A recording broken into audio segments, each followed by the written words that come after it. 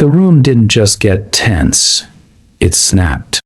Congresswoman Zoe Lofgren walked in with receipts, and Kash Patel suddenly found himself trapped by his own past words. What started as a routine oversight hearing quickly spiraled into a brutal confrontation over the Epstein files. And one explosive question: why were FBI resources allegedly redirected to scrub Donald Trump's name from those records? Lofgren didn't hold back. She laid out whistleblower claims, cited major reports, and pressed Patel on the one thing he couldn't seem to answer: how many times Trump's name actually appeared. But instead of clarity, Patel gave evasions. No numbers, no accountability, just deflection. And in that moment, the hearing stopped being about documents and became a full-blown credibility crisis unfolding live on camera. Chair now recognizes the gentlelady from California. Thank you, Mr. Chairman.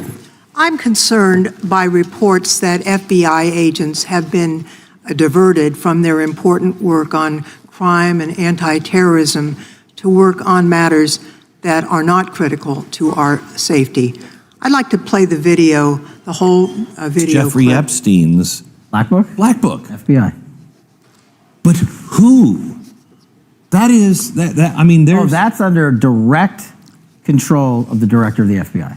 Or the So, but manifesto. the Black Book, it's not just sitting, I mean, that's Hoover power times 10.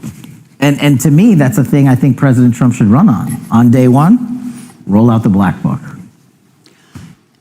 In contrast to that attitude of let it all out, we're getting reports of actions that run contrary to getting everything out and that also involve diversions of FBI resources. For example, an FBI whistleblower reported that you were pressured by the Attorney General to place 1,000 personnel on 24-hour shifts to mine roughly 100,000 Epstein-related records to redact President Trump's name from the files. Bloomberg reported this, that you directed FBI special agents from the New York and Washington field offices to join the Bureau's FOIA employees in Winchester and another building a few miles away, and that while reviewing the Epstein files, FBI personnel identified numerous references to Trump in the documents, and people familiar with the matter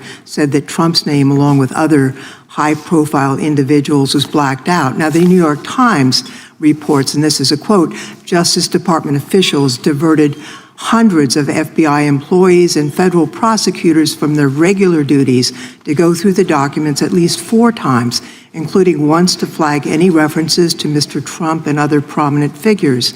Details of the review were based on accounts by 3 former FBI and Justice Department officials who spoke on condition of anonymity because of fears of retaliation, and further that the FBI finished after they finished its review of the files and materials was sent to a team of Justice Department lawyers who double-checked the FBI's redactions and, quote, were instructed to flag any mentions of Mr. Trump and other celebrities. Now, I have 3 questions for you, Mr. Patel, about this. First, how many times did President Trump's name appear in the Epstein files? Was it more than 100, more than 1,000? Were the agents who were pulled from their duties to redact the president's name from the Epstein files working on criminal cases or national security cases or child sex trafficking cases? And are the number of agents that have been reported diverted for these purposes, is that accurate? No. No what? You asked if it was accurate. I said it wasn't. So you're saying that none of this happened? That, No, I'm saying it was inaccurate. okay. How many times did President Trump appear in the Epstein files? More than 100? More than 1,000? No, and what we've been able to release is what we've been legally able to release, and that has No, been that's not the provided to question. I asked you, how many times did the president's name appear? I don't know. It's your testimony. You do not know that answer. The number of times, no. Could you tell us how many agents were diverted for this task and what they were working on?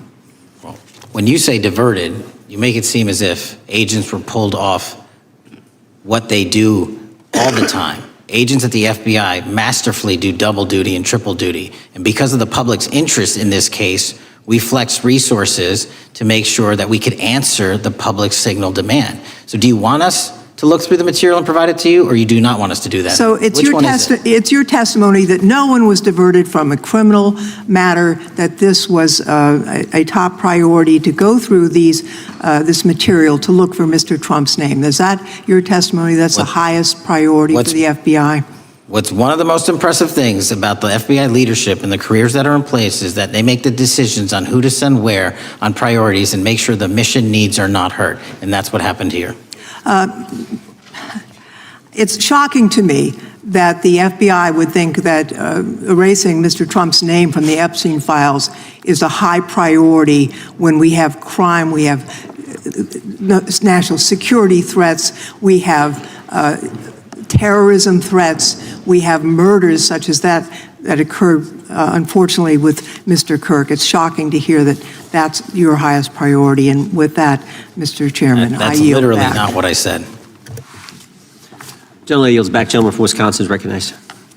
What made this confrontation so compelling wasn't just the substance of the allegations.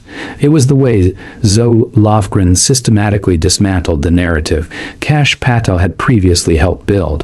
For years, figures like Patel had leaned into the rhetoric of full transparency around the Epstein files, framing it as a moral obligation to expose powerful individuals tied to one of the most disturbing scandals in modern history.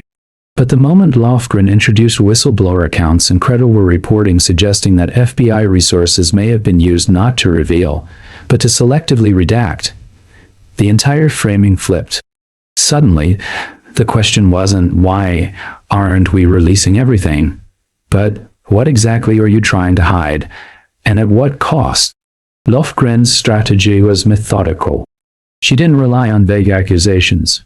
She cited Bloomberg, referenced the New York Times, and built a timeline that suggested repeated reviews of the same documents, specifically to flag and remove references to Donald Trump and other high-profile figures.